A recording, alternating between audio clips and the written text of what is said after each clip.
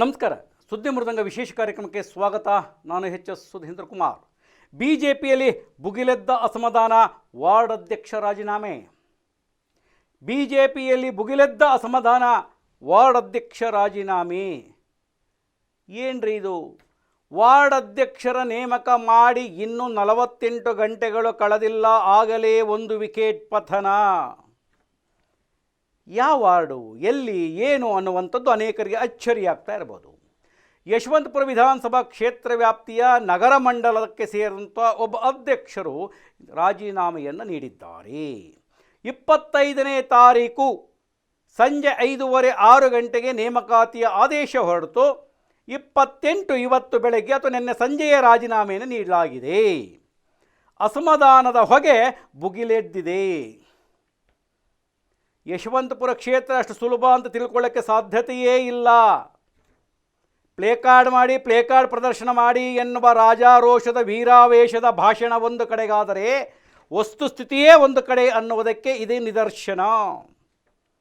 ನಗರ ಮಂಡಲ ಅಧ್ಯಕ್ಷರು ಗ್ರಾಮಾಂತರ ಮಂಡಲ ಅಧ್ಯಕ್ಷರ ನೇಮಕಾತಿಗೆ ವರ್ಷಾನುಗಟ್ಟಲೆ ಎಳೆದು ಯಾರಾದರೂ ಆಗಿ ಹೋಗಲಿ ಅಂತ ಹೇಳಿ ಅಸಡ್ಡೆ ಆದ ಸಂದರ್ಭದೊಳಗೆ ಇಬ್ಬರ ನೇಮಕವಾಯಿತು. ನಗರ ಮಂಡಲಕ್ಕೆ ಜಯರಾಮೇಗೌಡ, ಗ್ರಾಮಾಂತರ ಮಂಡಲಕ್ಕೆ R.P. ಪ್ರಕಾಶ್ ಯಶವಂತಪುರ ಕ್ಷೇತ್ರಕ್ಕೆ ನೇಮಕವಾಯಿತು. ವಾರ್ಡ್ ಅಧ್ಯಕ್ಷರ ನೇಮಕಾತಿ ಕುರಿತಂತೆ ಅಲ್ಲಲ್ಲಿ ಸಭೆಗಳು ನಡೆಯಿತು. ಸಭೆಗಳಲ್ಲಿ ಗೊಂದಲ ಸೃಷ್ಟಿ ಆಯಿತು, ನೋಟಿಸ್ ಜಾರಿ ಆಯಿತು. ಪಾಪ ಪಕ್ಷ ಅಂಥೇಳಿ ಒದ್ದಾಡ್ತಿದ್ದವರಿಗೆ ನೋಟಿಸನ್ನು ಕೊಟ್ಟು ಅವರ ಪ್ರಶ್ನೆಯನ್ನು ಮಾಡುವಂತೆಯೂ ಆಯಿತು. ಅದೊಂದು ಕಡೆಗೆ, ಅದಕ್ಕೆ ಆಮೇಲೆ ಹೋಗೋಣ. ಅದಕ್ಕೆ ವಾರ್ಡ್ ಅಧ್ಯಕ್ಷರ ನೇಮಕ ಅಂತೂ ಇಂತೂ ಈಗಾಗತ್ತೆ, ಸೋಮವಾರ ಆಗುತ್ತೆ, ಮಂಗಳವಾರ ಆಗುತ್ತೆ, ಶನಿವಾರ ಆಗುತ್ತೆ, ಭಾನುವಾರ ಆಗುತ್ತೆ. ಮೇಡಮ್ ವಾಪಸ್ ಬರಬೇಕು, ಚುನಾವಣೆಗೆ ಹೋಗಿದ್ದಾರೆ, ಚುನಾವಣೆಯಿಂದ ವಾಪಸ್ ಬರಬೇಕು ಅನ್ನುವ ಸಂದರ್ಭದೊಳಗೆ 12 ಜನರ ವಾರ್ಡ್ ಅಧ್ಯಕ್ಷರ ನೇಮಕ ಆಯಿತು ಅಂತ ನಾವು ವರದಿಯನ್ನು ಮಾಡಿದ್ವಿ. ಇವತ್ತು ಅದೇ ಬ್ಯಾಡರಹಳ್ಳಿಯ ಅಧ್ಯಕ್ಷ ಶ್ರೀನಿವಾಸ ಮೂರ್ತಿ ರಾಜೀನಾಮೆಯನ್ನು ಸಲ್ಲಿಸಿದ್ದಾರಂತೆ. ರಾಜೀನಾಮೆ ಪತ್ರ ಇನ್ನು ನಮಗೆ ದೊರೆತಿಲ್ಲ, ಆದರೆ ರಾಜೀನಾಮೆ ಸಲ್ಲಿಸಿರುವುದು 100ಕ್ಕೆ 100 ಸತ್ಯ. ಅಸಮಾಧಾನ ಭುಗಿಲೆದ್ದು ಹೋಗಿದೆ ಬ್ಯಾಡರಹಳ್ಳಿಯೊಳಗೆ. ನಮ್ಮನ್ನು ಯಾರನ್ನೂ ಕೇಳದೆ, ನಾವು ಕೊಟ್ಟ ಹೆಸರನ್ನು ಪರಿಗಣನೆಯನ್ನು ಮಾಡದೆ, ಪಕ್ಷಕ್ಕೆ ದುಡಿಯದೆ ಇದ್ದವರನ್ನು ಜಿಲ್ಲೆಯಲ್ಲಿರುವ ಕೆಲವರ ಮಾತುಗಳನ್ನು ಕೇಳಿ ನೇಮಕವನ್ನು ಮಾಡಿಬಿಟ್ಟಿದ್ದಾರೆ ಎನ್ನುವ ಆಕ್ರೋಶ ಜಯರಾಮೇಗೌಡರ ಮೇಲೆ ಬಿದ್ದು ಈಗ ನನಗೆ ಸ್ಥಾನವೇ ಬೇಡ ಅಂಥೇಳಿ ಶ್ರೀನಿವಾಸ ಮೂರ್ತಿ ರಾಜೀನಾಮೆಯನ್ನು ನೀಡಿಯಾಗಿದೆ. ಯಶವಂತಪುರ ಕ್ಷೇತ್ರದಲ್ಲಿ 12ರಲ್ಲಿ 1 ವಿಕೆಟ್ ಡಮಾರ್. ಕೆಲವೇ ಗಂಟೆಗಳಲ್ಲೇ, ಕೆಲವೇ ದಿನಗಳಲ್ಲೇ ಅಥವಾ ಈ ವರದಿ ಪ್ರಸಾರವಾಗುವ ಮುನ್ನ ಪ್ರಸಾರವಾದ ಗಳಿಗೆಯಲ್ಲಿ ಇನ್ನೊಂದು ವಿಕೆಟ್ ಪತನವಾಗಬಹುದು ಎನ್ನುವಂತಹ ಖಚಿತ ಮಾಹಿತಿಯೂ ಸುದ್ದಿ ಮೃದಂಗಕ್ಕೆ ದೊರೆತಿದೆ. ಬ್ಯಾಡರಹಳ್ಳಿಯ ಅಕ್ಕಪಕ್ಕದೊಳಗೆ ಯಾವುದು ಅಂತ ನಾವು ಹೇಳಕ್ಕೆ ಹೋಗೋದಿಲ್ಲ, ಆ ಸರೌಂಡಿಂಗ್ಸ್ನಲ್ಲಿರಬಹುದಾದಂತಹ ಇನ್ನೊಂದು ವಾರ್ಡಿನ ಅಧ್ಯಕ್ಷರು ಶೀಘ್ರದಲ್ಲೇ ರಾಜೀನಾಮೆ ನೀಡುವ ಸಂಭವವಿದೆ. ಎಂತಹ ನಾಚಿಗೇಡಿನ ಸಂಗತಿಯನ್ನು ಬೇಕೋ, ರಾಜಕೀಯದೊಳಗೆ ಸಹಜವನ್ನು ಬೇಕೋ, ಇದು ಸಹಜ ಅಂಥೇಳಿ ಭಾಷಣ ಮಾಡ್ತಾರೋ ಗೊತ್ತಿಲ್ಲ. ಇದೇ ಸ್ಥಿತಿ ಹಿಂದೆಯೂ ಆಗಿತ್ತು, ಇದೇನು ವಿಶೇಷ ಅಲ್ಲ. ಯಶವಂತಪುರ ನಗರ ಮಂಡಲದ ಅಧ್ಯಕ್ಷರು ಅನಿಲ್ ಚಳಗೇರಿಯವರಿದ್ದಾಗ, ಎಸ್.ಟಿ. ಸೋಮಶೇಖರ್ ಅವರು BJPಯಲ್ಲಿ ಇದ್ದಾಗ, ಮಹಿಳಾ ಮೋರ್ಚಾದ ಅಧ್ಯಕ್ಷರೊಬ್ಬರ ನೇಮಕವಾದ 24 ಗಂಟೆಯ ಒಳಗಾಗಿ ಆ ಮಹಿಳಾ ಅಧ್ಯಕ್ಷರು ರಾಜೀನಾಮೆಯನ್ನು ಸಲ್ಲಿಸಿದ್ರು. ಯಾಕೆ ಏನು ಅಂತ ಬೇಡ, ಸಲ್ಲಿಸಿದ್ರು. ಈಗಲೂ ಕೂಡ ಇನ್ನೊಬ್ಬ ವಾರ್ಡ್ ಅಧ್ಯಕ್ಷರು ಶ್ರೀನಿವಾಸ ಮೂರ್ತಿ ರಾಜೀನಾಮೆಯನ್ನು ಸಲ್ಲಿಸಿದ್ದಾರೆ. ಜಯರಾಮೇಗೌಡ್ರೆ, ಇದು ಶುಭ ಶಕುನವೋ ಅಪಶಕುನವೋ ನಮಗೆ ಗೊತ್ತಿಲ್ಲ. ನೇಮಕ ಮಾಡಿದ 48 ಗಂಟೆಯ ಒಳಗೆ ಒಬ್ಬರು ರಾಜೀನಾಮೆ ಕೊಡ್ತಾರೆ ಅಂತ ಹೇಳಿದ್ರೆ, ನೀವು ನೇಮಕ ಮಾಡುವಾಗ ಅವರು ಯಾರನ್ನು ವಿಶ್ವಾಸಕ್ಕೆ ತೆಗೆದುಕೊಳ್ಳಲಿಲ್ಲವೇ? ಅಥವಾ ನೀವೂ ಕೂಡ ಒಂದು ರೀತಿ ಒಳಗೆ ರಬ್ಬರ್ ಸ್ಟ್ಯಾಂಪ್ ಆಗಿಬಿಟ್ರಾ? ಬಹುಶಃ ಎಲ್ಲೋ ಒಂದು ಕಡೆ ಹಾಗನ್ನಿಸ್ತಾ ಇದೆ. ರಬ್ಬರ್ ಸ್ಟ್ಯಾಂಪ್ ಆದ ಜಯರಾಮೇಗೌಡರಿಗೆ ಬ್ಯಾಡರಹಳ್ಳಿಯ ಶ್ರೀನಿವಾಸ ಮೂರ್ತಿಯವರು ರಾಜೀನಾಮೆಯನ್ನು ಕೊಟ್ರಾ ಅಂತ. ಅದೇನೇನು ಚರ್ಚೆ ಆಗುತ್ತೋ ಆಗಲಿ. ಇನ್ನು 11 ವಾರ್ಡ್ ಒಳಗೆ ಇನ್ನೊಂದು ವಾರ್ಡ್ ರಾಜೀನಾಮೆ ಕೊಡ್ತಾರೆ ಅಂತಿದೆ. ಉಳಿದ ವಾರ್ಡ್ ಏನಾಗುತ್ತೆ ಅಂತ ಗೊತ್ತಿಲ್ಲ.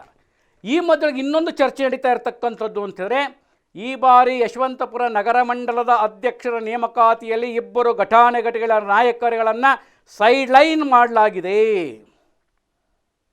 ಏನ್ರಿ ಇದು? ಪಕ್ಷದೊಳಗೆ ಇಷ್ಟು ರಾಜಕೀಯವಾದರ ಅರ್ಥ ಏನ್ರಿ? ಶಿಸ್ತಿನ ಪಕ್ಷದೊಳಗೆ ಅಶಿಸ್ತು ತಾಂಡವಾಡುತ್ತಿದೆ ಎನ್ನುವುದು ಸತ್ಯ. ಮಾಜಿ BBMP ಸದಸ್ಯ, ಮಾಜಿ ಪುರಸಭಾ ಸದಸ್ಯ, ಯಶವಂತಪುರ ಮಂಡಲದ ಅಧ್ಯಕ್ಷರಾದಂಥ ಹಿರಿಯ BJP ನಾಯಕ ರಾ ಆಂಜನಪ್ಪ, ಇನ್ನೊಬ್ಬರು ಅಧ್ಯಕ್ಷರಾಗಿದ್ದಂಥ CM ಮಾರೇಗೌಡ, ಇವರಿಬ್ಬರ ಅನುಯಾಯಿಗಳಿಗೆ ಯಾವುದೇ ಅಧ್ಯಕ್ಷ ಹುದ್ದೆಯನ್ನು ನೀಡಬಾರದು ಎನ್ನುವ ತೀರ್ಮಾನವನ್ನು ಹಲವರು ತೆಗೆದುಕೊಂಡು ಇವರಿಬ್ಬರನ್ನು ಒಂದು ರೀತಿಯೊಳಗೆ ಈ ವಿಚಾರದಲ್ಲಿ ಸೈಡ್ಲೈನ್ ಮಾಡಿದ್ದಾರೆ ಅಂಥೇಳಿ ಚರ್ಚೆಗಳು ನಡೀತಾ ಇದೆ. ಅದರ ಜೊತೆ ಒಳಗೆ ನಿಕಟಪೂರ್ವ ಅಧ್ಯಕ್ಷರನ್ನು ಸೈಡ್ಲೈನ್ ಮಾಡಲಾಗಿತ್ತು. ಆದರೆ ಅನಿವಾರ್ಯ ಎನ್ನುವಂತೆ ಕೆಂಗಲ್ ಹನುಮಂತಯ್ಯ ಪಶ್ಚಿಮ ವಾರ್ಡ್ಗೆ ಅವರು ಬೇಕಾದಂಥವರೊಬ್ಬರ ನೇಮಕವಾಗಿದೆ. ಅದು ಅವರಿಗೆ ಬೇಕಾದಂಥವರು ಎನ್ನುವುದಕ್ಕಿಂತ ಅಲ್ಲಿ ಬೇರೆಯವರು ಯಾರೂ ಇರಲಿಲ್ಲವೋ ಗೊತ್ತಿಲ್ಲ. ಹಾಗಾಗಿ ಒಂದು ಲೆಕ್ಕಾಚಾರದೊಳಗೆ 3 ಜನರನ್ನೂ ಕೂಡ ಇದರಿಂದ ಸೈಡ್ಲೈನ್ ಮಾಡಲಾಗಿದೆ. ರಾ ಆಂಜನಪ್ಪ, ಮಾರೇಗೌಡ ಮತ್ತು ಅನಿಲ್ ಚಳಗೇರಿ ಅವರ ಸೈಡ್ಲೈನ್ ಮಾಡಿದರೂ ಕೂಡ ಇನ್ನೂರು ಅಧಿಕಾರ ಹಸ್ತಾಂತರವನ್ನು ಮಾಡುವ ಒಂದು ಸಮಾರಂಭ ಇರುವುದರಿಂದ ಒಂದಷ್ಟು ನಾಯಕರಾಗಿದ್ದಾರೆ, ಉಳಿದುಕೊಂಡಿದ್ದಾರೆ ಅಂತ ಭಾವಿಸ್ಬೋದೇನೋ. BJPಗೆ ಏನು ಬಂದಿದೆಯೋ ಏನೋ ಗೊತ್ತಿಲ್ಲ. ಚುನಾವಣೆ ಬರಬಹುದು, ಬರದಲೇ ಇರಬಹುದು. ಚುನಾವಣೆ ಬರುತ್ತೆ ಎಂದಾಗ ತಯಾರಾಗಿರಬೇಕು. ಪಕ್ಷದೊಳಗೆ ಇಷ್ಟೊಂದು ಆಂತರಿಕ ಭಿನ್ನಾಭಿಪ್ರಾಯಗಳು. ನೇಮಕ ಮಾಡಿ 48 ಗಂಟೆಯ ಒಳಗಾಗಿ ಒಬ್ಬ ವಾರ್ಡ್ ಅಧ್ಯಕ್ಷರ ರಾಜೀನಾಮೆ, ಇನ್ನೊಂದು ವಾರ್ಡ್ ಅಧ್ಯಕ್ಷರ ರಾಜೀನಾಮೆಗೆ ಸಿದ್ಧತೆ, ಕೆಲವೊಂದಷ್ಟು ಅಸಮಾಧಾನ ಬುಗುಲೇಳ್ತಾ ಇರುವುದು. ಅವರನ್ನು ಮಾಡಿಲ್ಲ, ಇವರನ್ನು ಮಾಡಿಲ್ಲ ಅಂತ. ಇನ್ನು ಮೋರ್ಚಾಗಳ ನೇಮಕವಾಗಿಲ್ಲ. ಸದ್ಯಕ್ಕೆ ಮೋರ್ಚಾ ನೇಮಕಕ್ಕೆ ಆಗುವುದಿಲ್ಲ ಅಂತ ಮೊನ್ನೆ ಒಂದು ಸುದ್ದಿಯನ್ನು ಮಾಡಿದ್ವಿ. ಬಹುಶಃ ಈ ವಾರ್ಡ್ ಅಧ್ಯಕ್ಷರ ರಾಜೀನಾಮೆಯ ನಂತರದೊಳಗೆ ಎಲ್ಲೋ ಒಂದು ಕಡೆಗೆ ಮೋರ್ಚಾದ ಅಧ್ಯಕ್ಷರ ನೇಮಕಕ್ಕೆ ಕಲ್ಲು ಬಿದ್ದಂತಾಗಿರಬಹುದೇನೋ ಅಂತ ಹೇಳ್ತಾ ಒಂದು ವಿಕೆಟ್ ಪತನವಾಗಿದೆ.